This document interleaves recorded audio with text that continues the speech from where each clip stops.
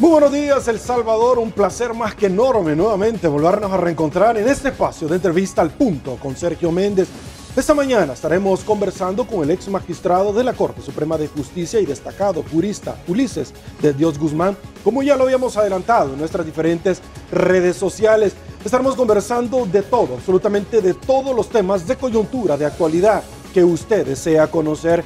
El proceso interno en la Asamblea Legislativa, cuando hay una nueva composición aritmética de la cual se encargará de elegir quiénes serán funcionarios de segundo grado, entre ellos el fiscal general de la República y por otro lado magistrados de la Corte Suprema de Justicia, Sala de lo Constitucional particularmente, entre otros. Hablaremos de la elección interna y por supuesto también quién será dentro del protocolo de entendimiento que ya se barajea entre Arena y el PCN, excluyendo completamente al partido Gana y el partido Frente Farabundo Martí. De esos temas conversaremos esta mañana. Antes, permítame saludar a quien gentilmente mañana tras mañana hace posible el primer segmento de la entrevista al punto con Sergio Méndez, como lo es Mr. Donut. Mr. Kirikikiki, Mr. Desayuno, Kirikikiki, para iniciar mejor todas tus mañanas. Cuando sale el sol, Mr. Donut ya me espera con su variedad. A mi corazón contenta. Mr. Kirikikiki, Mr. Desayuno, Kirikikiki, Mr. Donut, la gran variedad. Y bueno, señores, arrancamos esta entrevista dándole la bienvenida a nuestro invitado de esta mañana, Ulises de Dios Guzmán, ex magistrado de la Corte Suprema de Justicia. Ulises, buenos días. Muchísimas gracias por acompañarnos a esta tu casa. Muchas gracias, Sergio. Gracias por la invitación y gracias por hacerme llegar también a los salvadoreños, a los televidentes. Gracias a usted por hacernos parte de su agenda ante el llamado de los salvadoreños, quienes ciertamente nosotros encarnamos. Ulises, arranco. Elección ya prácticamente de la Junta Directiva. Luego del 4 de marzo hay una nueva composición, una nueva aritmética dentro de la Asamblea Legislativa.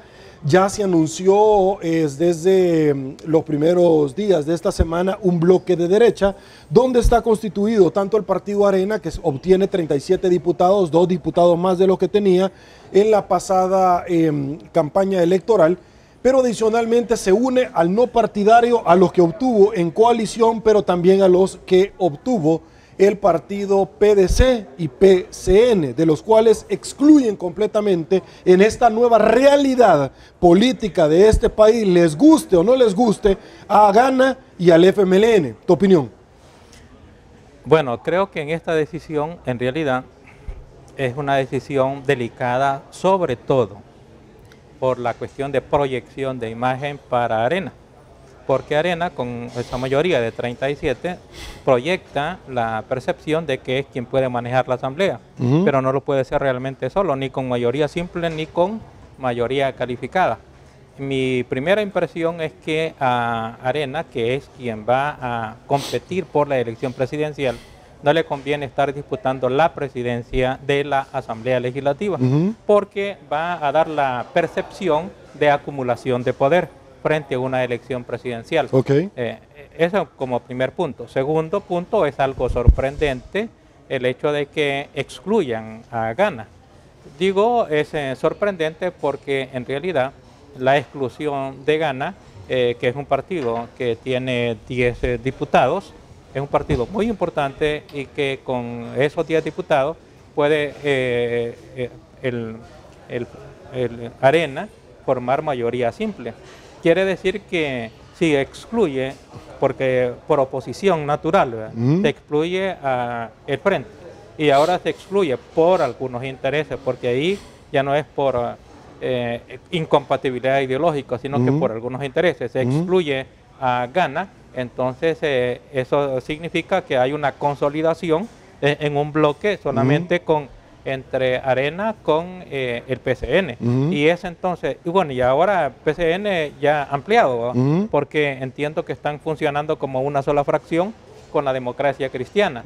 Eso indicaría de que las decisiones de mayoría simple prácticamente solo quedan en esa única opción, porque con esta exclusión probablemente gana, se resista, digamos, a dar sus votos para ayudar o para conformar decisiones en el caso de las decisiones que le interesen a el partido donde Arena. se requiera mayoría calificada, donde los votos de él son importantes.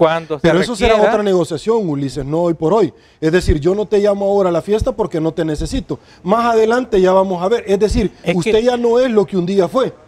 En este momento no lo necesitan, pero el hecho de que lo excluyan en esta negociación, que la negociación de la Junta Directiva en realidad debería ser una negociación amplia, porque se trata de la representatividad de los partidos políticos de conformidad más o menos con la representatividad de la cantidad de diputados que tienen y no en una cuestión de interés solo personal, ¿verdad? Es decir, ellos, por ejemplo, Arena con el PCN no pueden solo ellos conformar la Junta Directiva, tiene que haber un espacio distribuido equitativamente para los otros partidos, porque no están distribuyendo la cantidad de votos en la Asamblea Legislativa, sino que la representatividad es un punto. Y además hay otra cuestión muy importante, sobre todo para Arena, porque como Arena es el que está ahora siendo auscultado por la sociedad, vemos una decisión que a ver cómo la van a tomar, y es cuántos miembros de Junta Directiva van a tener.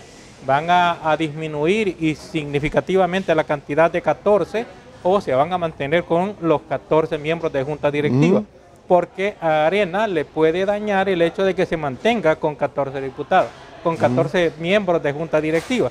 A Arena le conviene una disminución sensible, o por lo menos que parezca que está haciendo la lucha por una disminución sensible de la conformación de la Junta Directiva, porque 14 en realidad ya es una cantidad excesiva para la cantidad de diputados de la Asamblea Legislativa.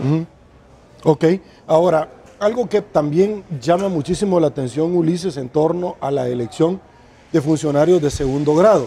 Quiero irme particularmente a magistrados, y es que acaba de pasar un evento donde en el tema de la FEDAES, los abogados, yo no, porque yo no acudo a eso, simple y sencillamente me parece a mí, a título personal lo estoy diciendo, simple y sencillamente una payasada, nunca he ido, donde al final lo que usted decide pasa a una instancia diferente, donde el más votado simple y sencillamente le terminan diciendo muchísimas gracias, si es que lo atienden, o muchas veces lo atienden 5 minutos para escucharlo hablar como requisito formal y se acabó.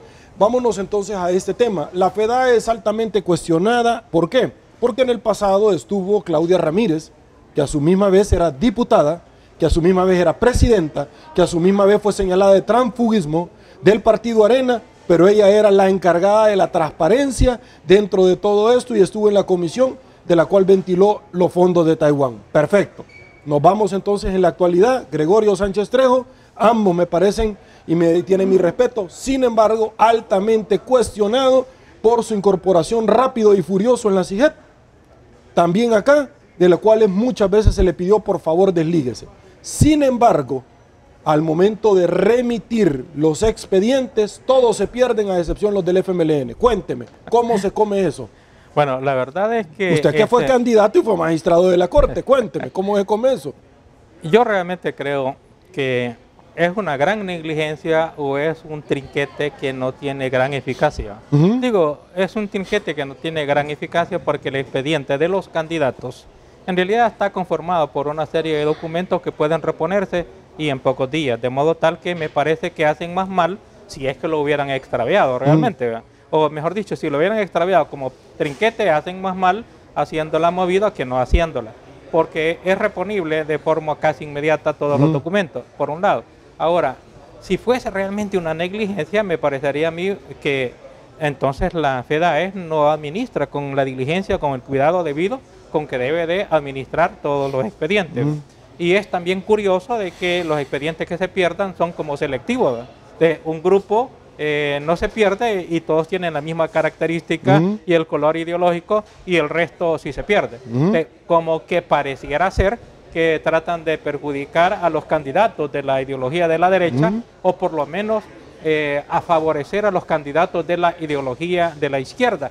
Y digo que es algo que realmente no tiene gran sentido, no tiene gran valor, porque en realidad la decisión no va a estar en función de que se tarden, que encuentren o no encuentren el expediente, que los pierdan o que no lo pierdan. No, la decisión va a estar en la Asamblea Legislativa. Y en la Asamblea Legislativa ya se sabe que el Frente ahora no tiene el poder de veto y no tiene el poder tampoco de decisión que ellos presumían que podían haber tenido, como para elegir por lo menos 2 de los magistrados de la Sala de lo Constitucional. Con el desplome que ellos han tenido en la votación, pueden perfectamente todo el bloque de derecha elegir a todos, a los 5 magistrados, propietarios y suplentes de la Corte Suprema de Justicia, sin necesidad de los votos del Frente. Y es más, yo creo que con ello se perdió la expectativa que el Frente tenía, porque el Frente llevaba ciertos candidatos que eran de su predilección.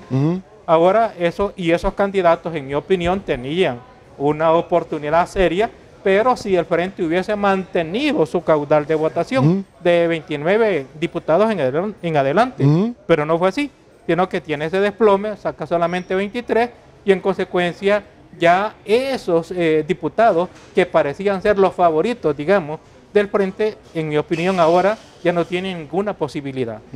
Ok, ¿realmente tenían alguna posibilidad si el Frente hubiera sacado los votos necesarios, los diputados, para poder negociar la incorporación de este? Pese, Ulises, ¿qué parte no entienden que las resoluciones de la sala se cumplen, les guste o no les guste? Uno, hay personas ligadas al Frente que ya fueron separadas por resolución definitiva de la Sala de lo Constitucional. Otros por la admisión y suspensión del acto reclamado. Otros porque simple y sencillamente en el 2012 fueron separados. ¿Qué parte de esto no entiende el Frente, no entiende la FEDAES y no entiende el Consejo Nacional de la Judicatura? Ahora, esto ya no va a pasar, pero pudo haber pasado.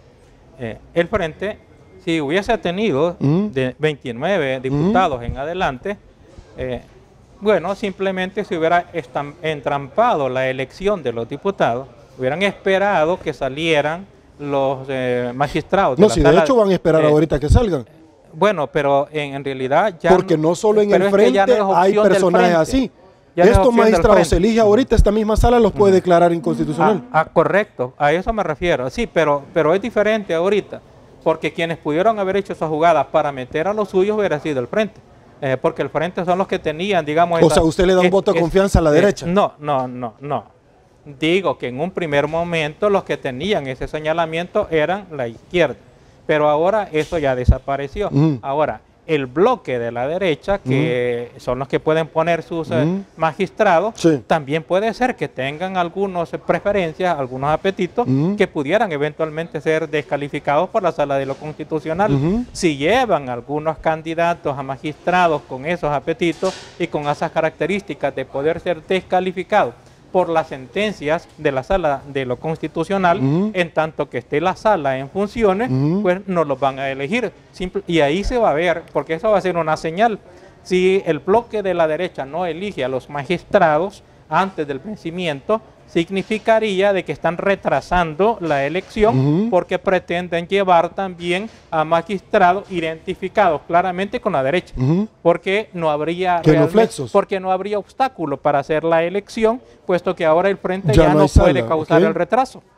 Sería una señal más bien de una maniobra de la derecha si retrasa la elección, porque si la elección la retrasa y salen los magistrados de la Sala de lo Constitucional, el hecho de que se respete o no se respete la sentencia de la Sala de lo Constitucional pierde fuerza, porque serían nuevos magistrados y frente a estos nuevos magistrados, estos podrían tener otros precedentes y esos precedentes son los que se terminarían respetando. Por tanto, variaría realmente la situación. Hasta podría ser que todos los precedentes o que algunos precedentes importantes de la Sala de lo Constitucional pierdan fuerza de ejecutividad. Ok, aguánteme un ratito. Puede hacer una pausa. Esto es Al Punto con Sergio Méndez. Volvemos.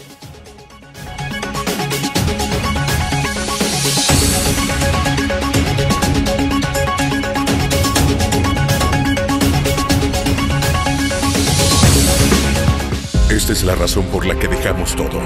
Sin importarte dónde vengas o dónde estés, lo que importa es que estés. Porque cuando tu equipo juega, nada más importa. cada jugada la vivimos y cada gol lo celebramos. El fútbol es pintarse el corazón de esperanza, es romperse la garganta con cada gol. En la cancha somos uno solo. Así es la Liga Pepsi, nuestro orgullo nacional.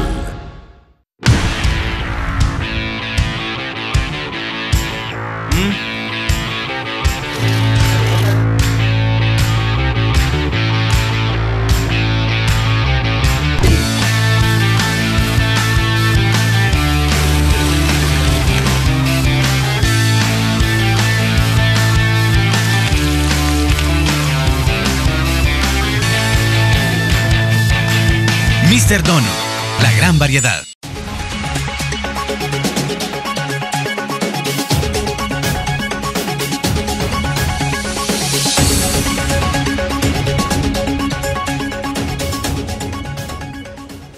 Estamos de regreso, mil gracias El Salvador por su preferencia. Seguimos conversando con el ex magistrado de la Corte Suprema de Justicia, Ulises de Dios Guzmán. Ulises, hemos venido en una línea dentro de la elección de los miembros que van a ser sustituidos ante la sala, los miembros de la Sala de lo Constitucional salientes, y que por supuesto estamos hablando de estas palabras que para muchos abogados a título personal suenan como románticas: la justicia efectiva o eficaz, y que nosotros día a día dentro de el concierto legal vemos que los tribunales de justicia simple y sencillamente eso no sucede, y donde andamos muchas veces con el recurso del llanto como abogados. Muchos candidatos con palabras románticas que van a mejorar el examen del notariado, que van a depurar en la Corte Suprema de Justicia a muchos jueces. Pasan los días, se van, muchos de los que se van quieren volverse a reelegir 9 años porque no le bastó, no para andar viajando o degustar las mieles del placer, sino que simple y sencillamente porque no terminaron lo que nunca iniciaron en 9 años. Mire qué interesante. Hablemos de la aplicación de justicia. El fiscal general de la República ha perdido una gran cantidad de casos. Sí. Sin embargo, cada fiscal vemos nosotros donde acusa a los jueces y pide también el que se inicie un proceso de antejuicio. Ciertamente, esta corte ha tenido en corte plena una acción eficaz para poder separar más que en otros tiempos a muchos jueces. ¿A dónde voy? Hemos visto casos emblemáticos donde el señor Raúl Mijango salió. El caso de la famosa tregua salió. Vemos nosotros donde en alguna medida acusaciones contra el juez porque estaba dilatando mucho el caso del señor Elías Antonio Saca, el juez que resolvió en contra del señor Enrique Raiz, etcétera, etcétera. Casos emblemáticos como los de la Cámara, cuando viene el diputado Reinaldo Cardosa y no lo condenan, sino que condenan a la esposa, cuando el funcionario es él. Es decir, es un disparate aplicando increíble la ley de enriquecimiento ilícito. Correcto. Porque es contra los funcionarios públicos.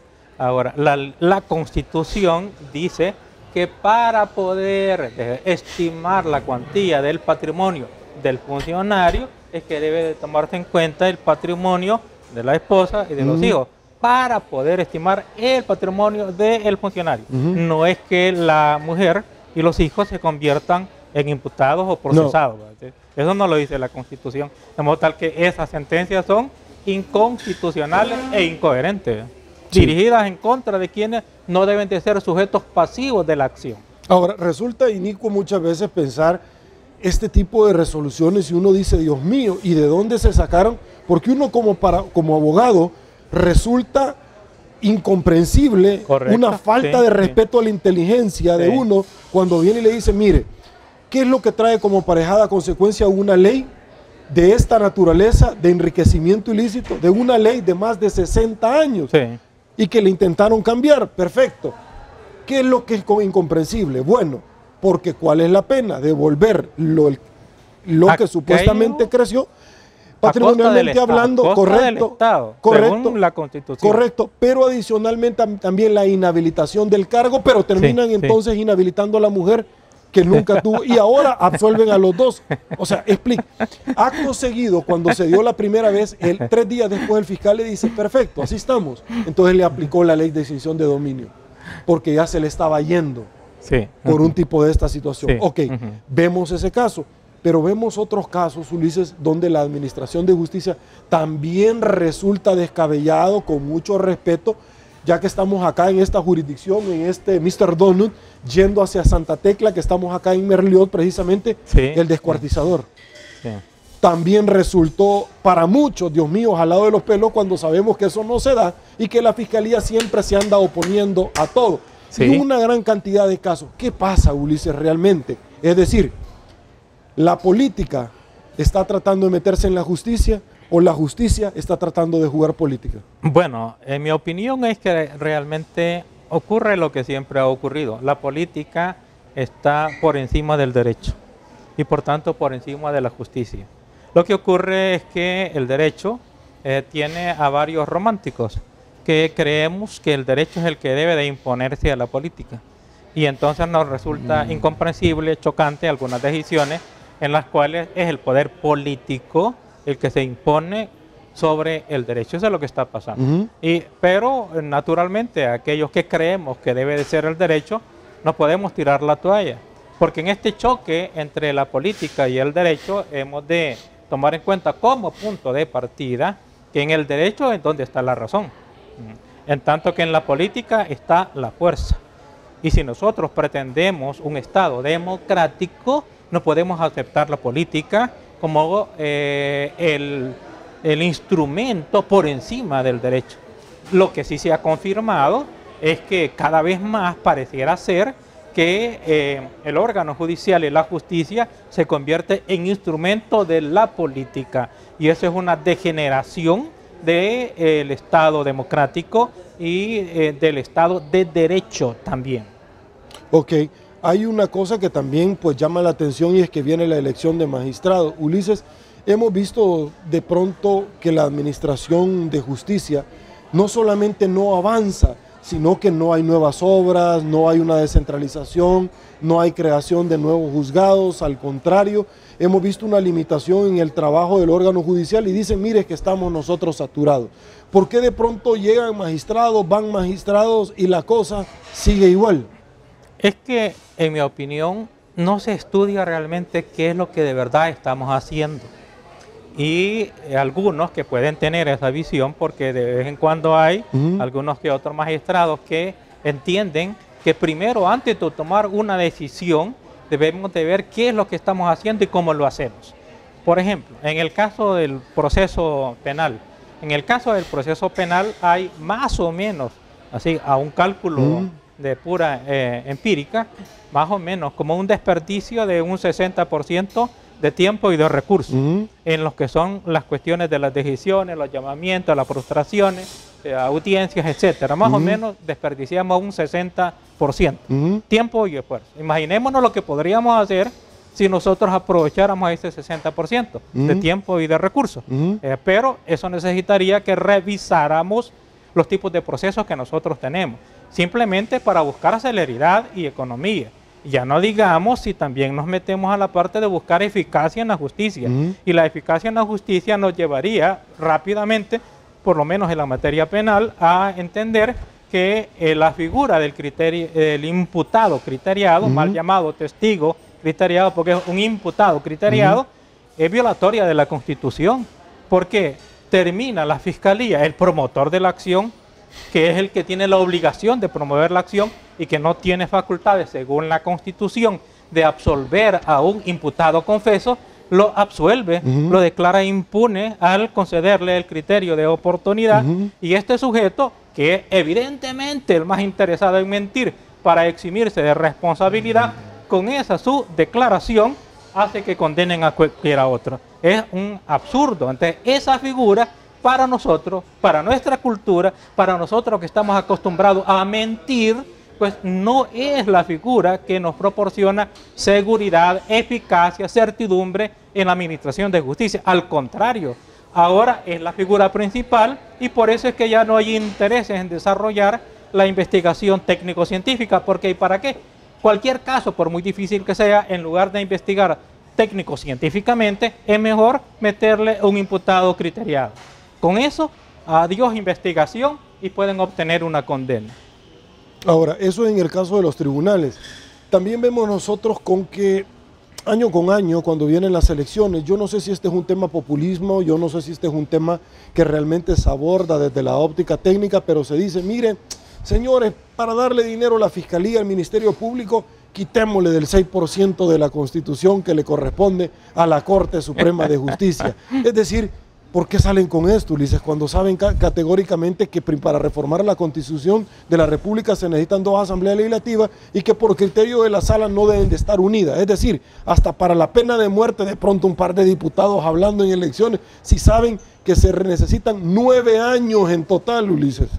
Y esto es si hiciéramos al hilo y eficazmente lo que tenemos que hacer, porque estamos hablando solo de los 9 años, solo para modificar la Constitución, pero además vienen los tratados y las convenciones internacionales y tendríamos que esperar aproximadamente 2 años más. Y modificar la ley secundaria. Y modificar la ley, o sea que estamos hablando de 15 años probablemente para llegar. Entonces es puro populismo, porque sabemos que eso realmente no va a pasar. Además sabemos que eso no es eficaz. Está comprobado que la pena de muerte no inhibe al delincuente, al tipo de delincuente al cual se le puede aplicar, eso no lo inhibe de cometer el delito. Los países donde se aplica la pena de muerte, ejemplo, Guatemala, los índices delincuenciales no han bajado. No han bajado porque el delincuente de ese tipo, un tipo de alta peligrosidad, no se va a detener porque en lugar de que le vayan a aplicar 60 años de prisión, le van a aplicar la pena de muerte. Si 60 años de prisión nadie la aguanta, sobre todo en nuestros centros penales.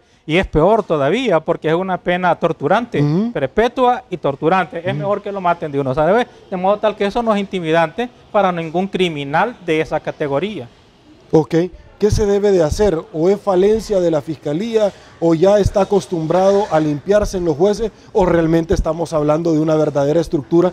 Como el mismo Florentín Meléndez muchas veces ha dicho, cada vez que queremos tocar el tema de depuración en la Corte Plena, existe una batería tremenda porque pareciera que hay magistrados que protegen a jueces que le han hecho favores. Bueno, antes de que se me vaya a ir, eso del 6% realmente es una cuestión también que es una propuesta irresponsable, porque para decir que del 6% del órgano judicial hay que separar e incluir ahí mismo a la Fiscalía General de la República, además es una falacia, es un contrasentido, porque básicamente eso significaría que entonces la Fiscalía no tendría su presupuesto propio, no tendría sus más o menos 70 millones, y entonces esos 70 millones que por separado se le dan, estarían ya comprendidos dentro del 6%, y por tanto los otros tendrían menos. Tanto el órgano judicial tendría menos como también la Fiscalía, y las disputas que habrían entre las dos instituciones, las contradicciones entre las dos instituciones, disputándose cada quien más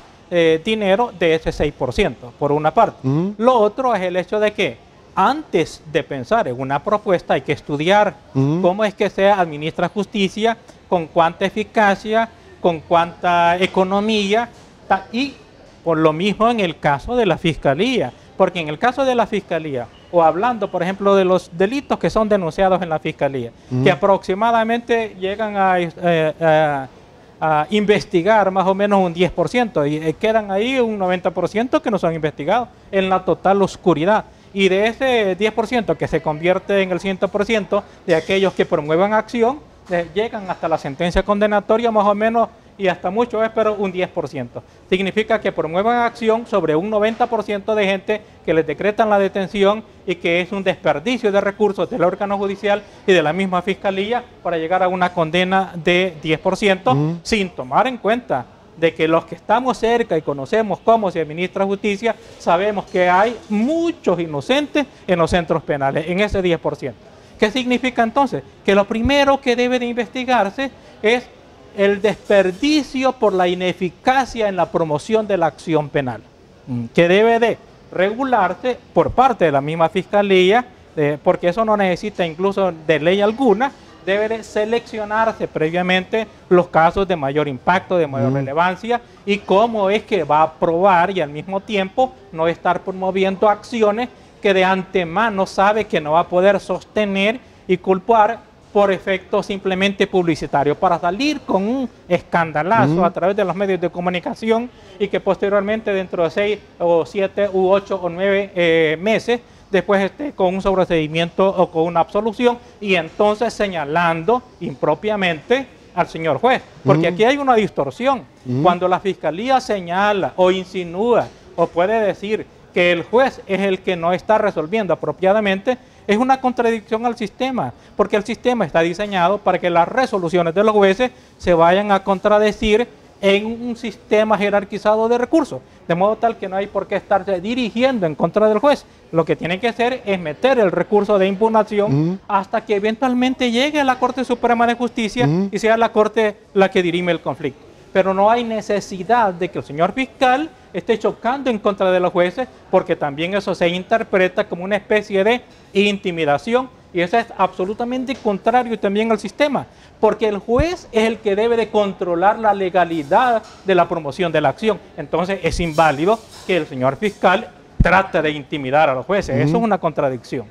Ok, hablemos de los casos de probidad, y es que han pasado las elecciones del 4 de marzo, y previamente a eso vimos nosotros donde todos los casos de investigación se frenaron. Raramente. Sí, ya no se dio absolutamente nada y hay cuestionamientos primero contra el jefe de la unidad de probidad, porque él también a su misma vez es candidato a magistrado de la Corte Suprema de Justicia. Entonces se le dice, mire señor, sepárese de su cargo. No, yo puedo estar acá. No, porque usted va a ir a buscar el apoyo político de los que está procesando. Y esto en alguna medida no es que desconfiemos de usted, sino que del tiempo en que estamos viviendo, en que eso puede ser una moneda de cambio. Bueno, realmente es una contradicción. Y por sanidad, aun cuando el señor jefe de probidad, a quien yo le tengo mucho respeto, y creo que realmente es un hombre bien intencionado, sí, pero aún así, hemos de entender también que él realiza una función administrativa. Quien toma las decisiones realmente ahí no es el señor jefe de la sección de probidad, sino que son los señores magistrados. 5 que son los que están controlando la sección y el pleno, que es el que toma ya la decisión final. Pero en todo caso, ciertamente, hay una incompatibilidad en la función. Entonces, por transparencia, por claridad, es conveniente que se separe transitoriamente, no que deje su cargo, no que deje su trabajo, no, pero transitoriamente en tanto que se desarrolla este proceso de selección, en este caso ya de elección de los señores magistrados, porque como tú lo dices, si él es candidato, está ya en competencia y él está en una posición en la que puede eventualmente beneficiar o perjudicar a algunos de los candidatos. Entonces no digo que lo vaya a hacer, es más, no creo que lo vaya a hacer, pero no es conveniente que esté en esa posibilidad, porque entonces su misma probidad personal es la que está en cuestionamiento. Entonces, para su propia sanidad, lo más conveniente es que se separe transitoriamente. Ok, hay varios casos de probidad de los cuales se está conociendo en la Corte Plena. El del señor Nayib Bukele, ya depurado el caso. El de Ana Vilma de Escobar, Óscar Ortiz, Guillermo Gallegos, Cifrido Reyes, entre otros. Sin embargo, el señor Cifrido Reyes me llama la atención porque él pidió como 3 meses, creo, lo cual nos resultó incomprensible porque ¿por qué 3 meses? Bueno, le dieron 3 meses, pero ahora dicen, miren, los magistrados de la sala que lo separen porque yo no les caigo bien a ellos. ¿Es suficiente esa razón para que no conozcan? Bueno, 2 cosas ahí, y con todo respeto. Pero el hecho de que la Corte Suprema de Justicia sea el tribunal máximo en materia de justicia, y que en este caso, por cierto, no está aplicando jurisdicción, porque es una función administrativa. Pero el hecho de que sea el máximo tribunal, en realidad me pregunto, solo como jurista, si tendrá por ello la atribución de modificar los plazos más allá de los que la ley le autoriza al tribunal. Porque ahí modificó el plazo. Para darle 3 años. Porque está modificando. Para darle porque la ley de enriquecimiento ilícito establece que en la prevención le dan 10 días. Y es un término fatal. Es un término fatal. Y a todos les dieron 10 días. A todos les han dado anteriormente. Pero solo al señor Gallegos y al señor Cifrido Reyes le dieron más tiempo. Entonces me pregunto yo si la Corte, por ser el hecho de que es el Tribunal Supremo, va a tener esa atribución, y de verdad, jurídicamente, respetuosamente, no le encuentro por qué. Porque si la Corte Suprema de Justicia creyese que los 10 días, porque ciertamente puede ser un término muy corto, pero si cree que 10 días es un término muy corto, lo que tiene que hacer es dirigirse a la Asamblea Legislativa solicitándole que le amplíe el plazo máximo, porque son plazos máximos que puede conceder la Corte para que cumpla con las prevenciones el funcionario investigado. Sin embargo, no encuentro la facultad jurídica para que ellos concedan un plazo que está muy por encima del plazo que autoriza la ley. Es una cuestión realmente extraña, que da lugar a sospechas. Supongamos que todos los señores magistrados lo hacen de buena fe, pero no basta, porque un jurista tiene una regla, tiene la Constitución, tiene la ley, y no puede simplemente Ulises, por su voluntad. El funcionario público solo puede hacer lo que la ley dice.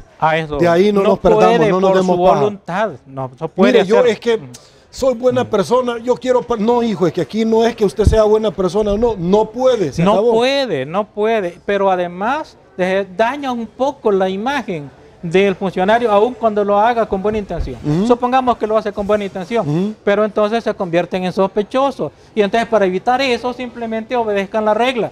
Ahí dice la Constitución, el funcionario público solo tiene las atribuciones que la Constitución y la ley le confiere expresamente, porque no se trata de interpretar. Aquí quiso decir que yo tenía más facultad. No, es más, las funciones de los funcionarios públicos son interpretadas restrictivamente, no extensivamente. Correcto. Ahora, más aún abonado dentro de este ámbito, la posibilidad concreta que tuvo la Asamblea Legislativa el último día del mes de diciembre, cuando ya tenía dentro de la agenda hablar acerca de las concesiones de radio y televisión, rápido y furioso quitaron de agenda y metieron el tema de la nueva ley de probidad, y que esta ley de probidad le daba facultades ya no a la Corte Plena ni de probidad, sino que pasar a la Sala de lo Civil directamente, donde tenían a un montón de magistrados que ciertamente, ejemplo, aquel magistrado que fue elevado la mano con las llaves del cerrajero,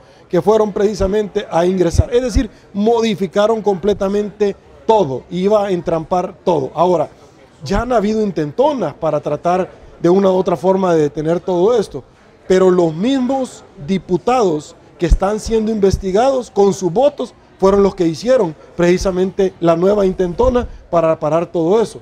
O que ya no se divulgara en Corte Plena las investigaciones, porque esto dañaba a los funcionarios de dar a conocer si había recibido dinero de Obredrecht, que ya sabemos, de las maras, de ciertas fundaciones pro aborto, etcétera.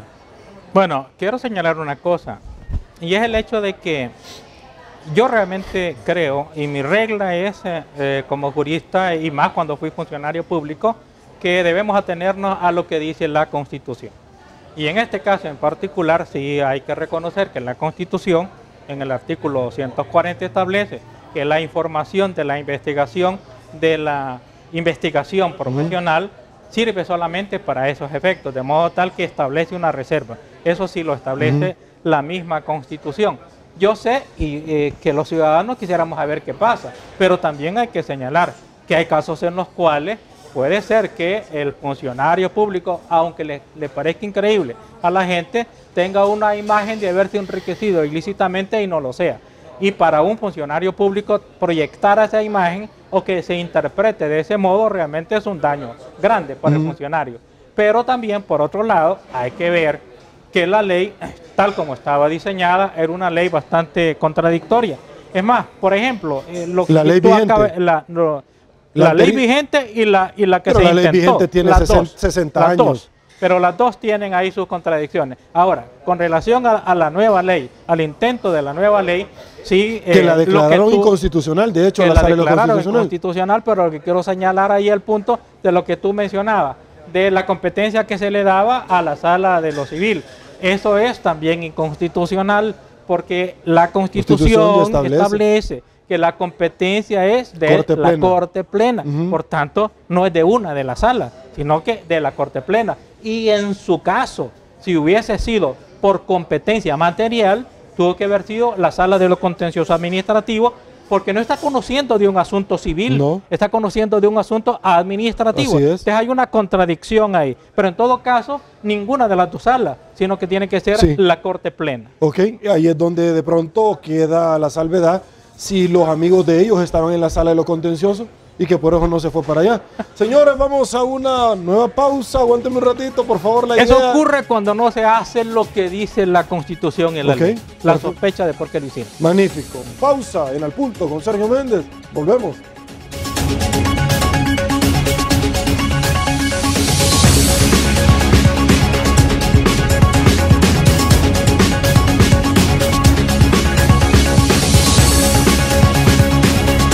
Cualquier momento es perfecto para dejarse llevar por una rica tentación.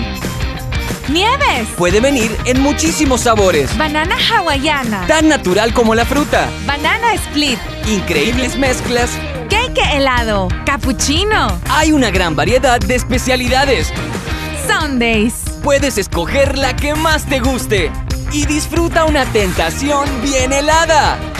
Boston Premium Ice Cream.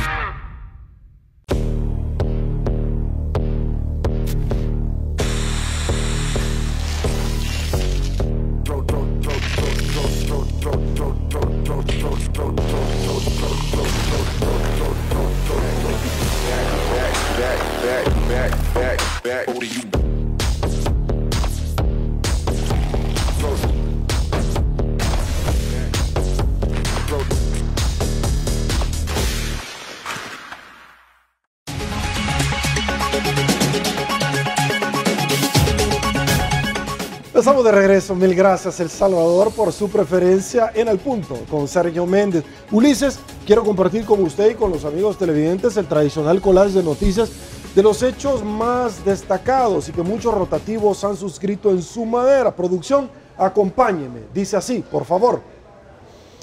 Analista determina que el FMLN no entiende cuáles son los orígenes del malestar en El Salvador. Al final, ¿por qué no le dieron los votos? Todavía no terminan de entender. Y Arena, tampoco. Sociedad Civil presenta más de 20,000 firmas en contra del aborto en nuestro país.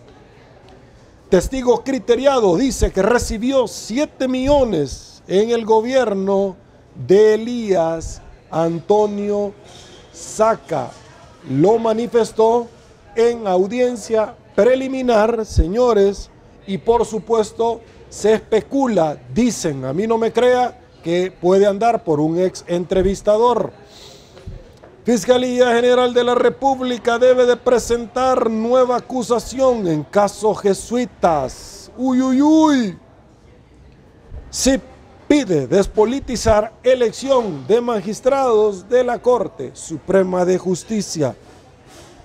Aliados por la Democracia temen manipulación en elección de magistrados constitucionales.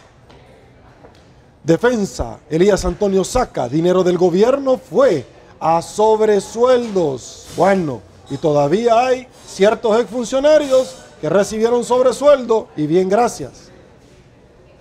Analizan en la Asamblea Legislativa qué medidas extraordinarias podrían ser al final permanentes. Regresamos, Ulises, qué nueva sorpresa. Si ya son permanentes, Ulises, o sea. Son permanentes sin necesidad de la ley de medidas extraordinarias. Porque al interior de los centros penales, realmente quien se vuelve la autoridad es el director. Pero mire, con esto y, pareciera que hay payasos sin circo. Bueno, es que, o sea, es que además del ridículo no sé qué otra cosa más. O sea, Ulises, por el amor de Dios. Y es realmente una cosa que creo yo que todavía no se han dado cuenta, como lo dijo aquella que la enviada de la Comisión de las Naciones Unidas, sí, la relatora, la relatora de los derechos humanos, que era una cosa espantosa, las condiciones en que se encuentra. Del hacinamiento también de las cárceles y las Bartolinas. Las condiciones también de las Bartolinas, la insalubridad en que se encuentra, las enfermedades que adquieren. Sí. No solamente por lo que ingieren, como es el agua contaminada, como los alimentos, las condiciones en que están. Ya que está hablando usted de la relatora, ya que está hablando de las medidas extraordinarias, usted y yo como abogado, yo le quiero hacer una pregunta. ¿De dónde saca la policía los horarios cuando uno quiere llegar a ver a un reo? ¿De dónde saca de que uno no solamente debe llevar ya el poder cuando el reo está dentro y se lo va a firmar, sino que ahora debe de estar presentado en el tribunal y uno ya llevar? ¿De dónde sacan eso, Ulises? Lo saca de las indicaciones que las dan las mismas autoridades Que no pueden administrativas, hacer más nada de lo que la ley dice. Ajá. no deben hacerlo y Ajá. no pueden hacerlo, porque eso tampoco que está en la ley Cuando extraordinaria. uno llega a un penal hace eso que no se quite está. de todo uno y lo ponen. ¿De Eso dónde sacan eso? Eso tampoco, porque realmente es una forma indecorosa. Quiero señalar algo así, para ser objetivo, que se ha venido, gracias o a consecuencia de las críticas, se ha venido mejorando un poco las condiciones en que tratan a los abogados. Al menos yo lo he venido experimentando. Veo yo que más o menos ya comienzan a tratar decorosamente a los abogados y he de decirlo, en los últimos centros penales en los que yo he estado, realmente ha habido un cierto control de seguridad en lo que está muy bien. He estado en Ilopango, un buen trato para los abogados, he estado en Cárcel de Apanteos, mujeres. en cárcel de mujeres, en Apanteos, y me parece que realmente es un trato decoroso.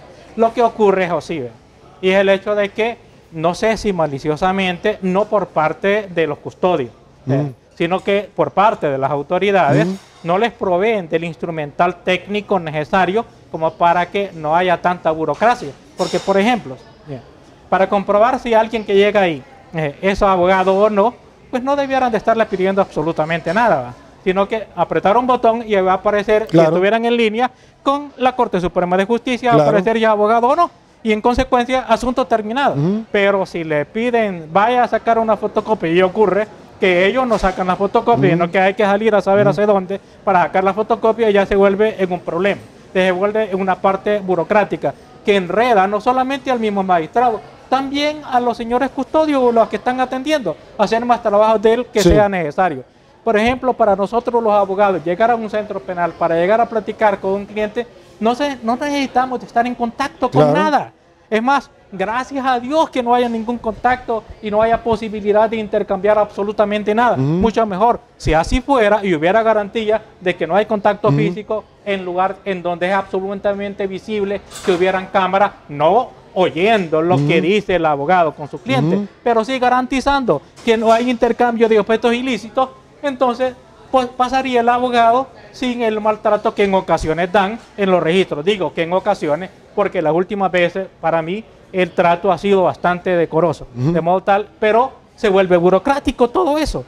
Y creo yo que en el caso, por ejemplo, en que hay presos que los tienen ahí castigados, que no pueden ver la sombra, que no pueden tener visitas de sus familiares, que no pueden tener visitas íntimas, el hecho de que una persona que está interna no sepa qué es lo que está ocurriendo alrededor, que no pueda ver noticias, me parece realmente que es una forma que va en contra de lo que dice la Constitución, porque la Constitución dice que la pena tiene como finalidad la rehabilitación, ni siquiera dice castigo y rehabilitación, dice que la pena no tiene... en lugar de tormento tampoco. No, está prohibida la pena. Pero se rehabilita a la gente realmente luego de poner un pie en un penal.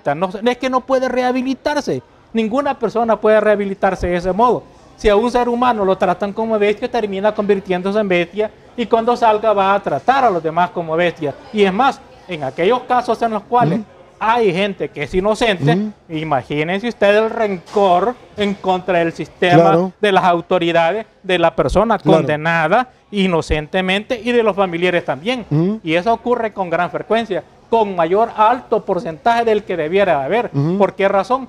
Precisamente porque pareciera ser que los jueces ya no controlan la legalidad de las actuaciones, de las investigaciones. Quiero preguntarle sobre los centros penales, porque como estamos en elecciones, todo el mundo anda diciendo que va a donar el sueldo, que va a tirar besitos, que va a querer a todos por igual.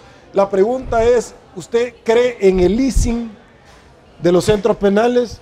Porque los están ofreciendo. No. Si los mismos grilletes de seguridad jamás... O sea, ¿usted cree en eso? No, bueno, el leasing, o sea, el encargarle en los centros penales a empresas privadas es hasta inconstitucional, porque es una tarea indelegabilidad de las funciones. Es indelegable.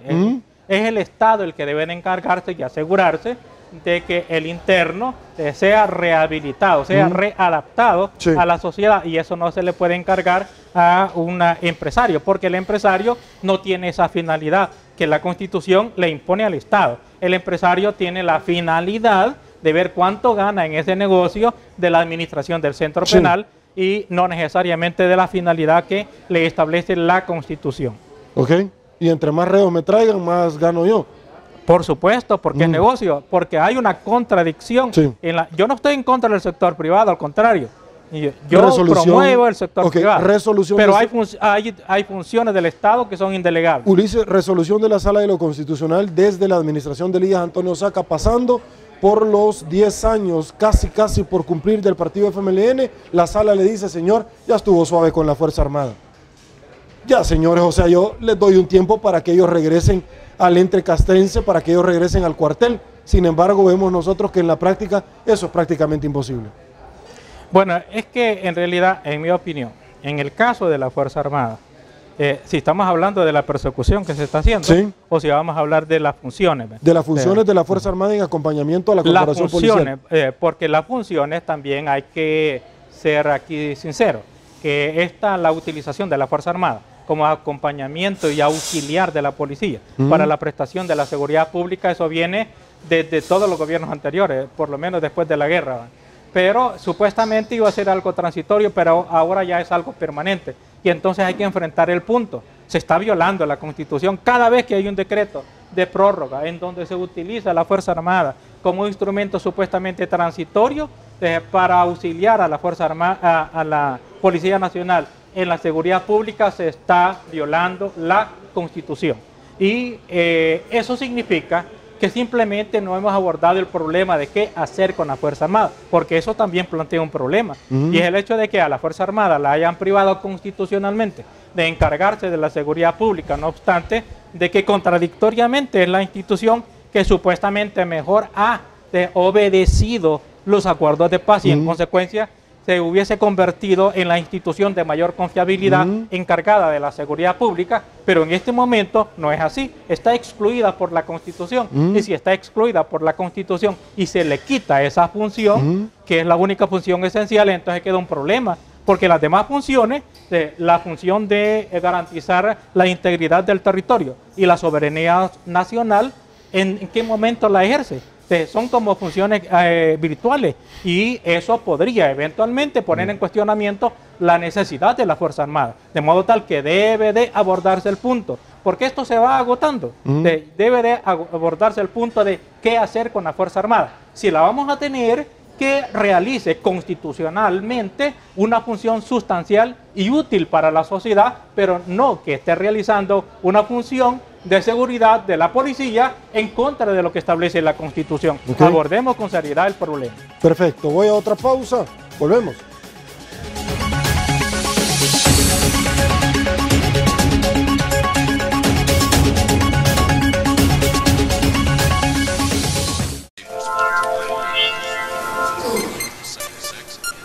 Presidente de la República ordena a los diputados que se...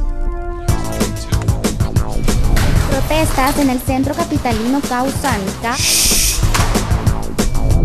sospechas de corrupción implican a alto funcionario de San Salvador. Llegó el periódico digital que no se calla, diario1.com. Mister Kirikikiki, Mister Desayuno, Kirikikiki, para iniciar mejor todas tus mañanas. Cuando sale el sol, Mr. Donut ya me espera con su variedad. A mi corazón contenta. Mister Kirikikiki, Mister Desayuno, Kirikikiki, Mr. Donut, la gran variedad.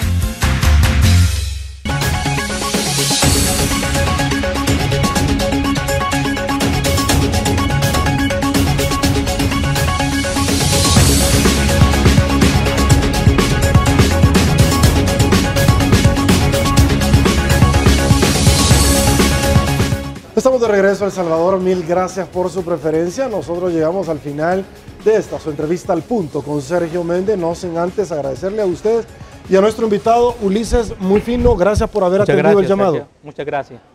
Señores, soy Sergio Méndez, así están las cosas hoy por hoy en nuestro país. Si le gustó la entrevista, comente la mañana, que tenga un día espectacular y más que bendecido. Si le gustó la entrevista, por supuesto, siga en compañía de todos nosotros. Será hasta mañana y una vez más que el Señor los bendiga a todos.